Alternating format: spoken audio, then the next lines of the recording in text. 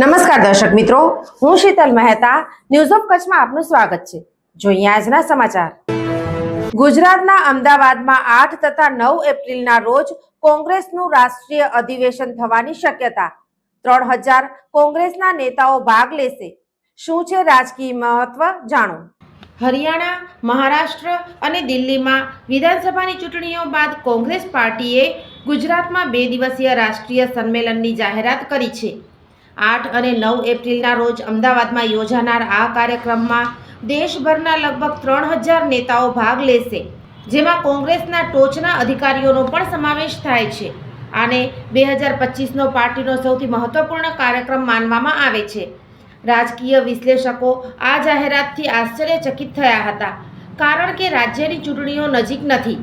સામાન્ય રીતે રાજકીય પક્ષો આગામી ચૂંટણીઓ ધરાવતા રાજ્યોમાં આવા કાર્યક્રમોનું આયોજન અનુકૂળ વાતાવરણ બનાવવા માટે કરે છે।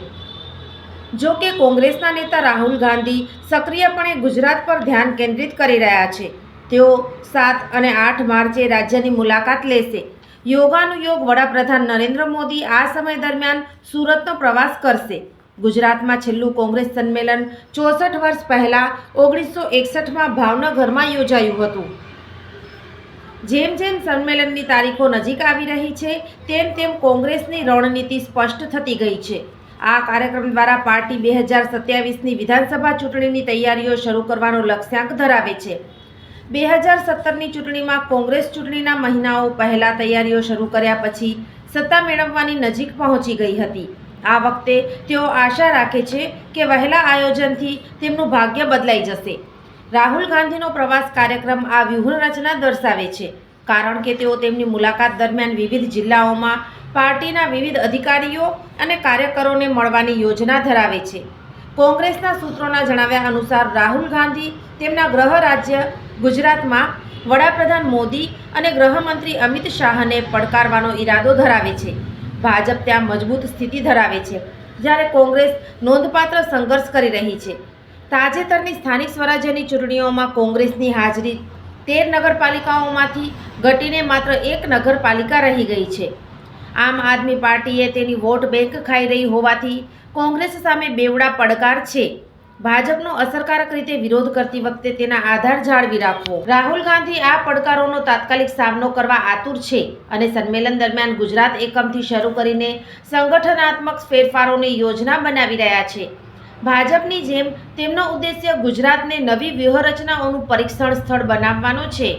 ગુજરાતમાં અગ્રણી પદ ધરાવતા કેસી વેણુગોપાલે મંગળવારે સંમેલનની તૈયારીઓનું નિરીક્ષણ કરવા માટે અમદાવાદની મુલાકાત લીધી હતી। વેણુગોપાલે રાજીવ ભવનમાં પાર્ટીના નેતાઓ સાથે મુલાકાત કરી અને સરદાર વલ્લભભાઈ પટેલ રાષ્ટ્રીય સ્મારક ખાતે શ્રદ્ધાંજલિ અર્પણ કરી છે। તેમની મુલાકાત સૂચવે છે કે કોંગ્રેસ સંમેલન દરમિયાન પટેલના વારસા અંગે આક્રમક વલણ અપનાવી શકે છે। જો બોપલના ક્લબ 07ને સ્થળ તરીકે અંતિમ સ્વરૂપ આપવામાં આવે તો કાર્યકારી સમિતિની બેઠક પટેલ સ્મારક ખાતે થવાની શક્યતા છે, અન્યથા તે ન પણ થઈ શકે।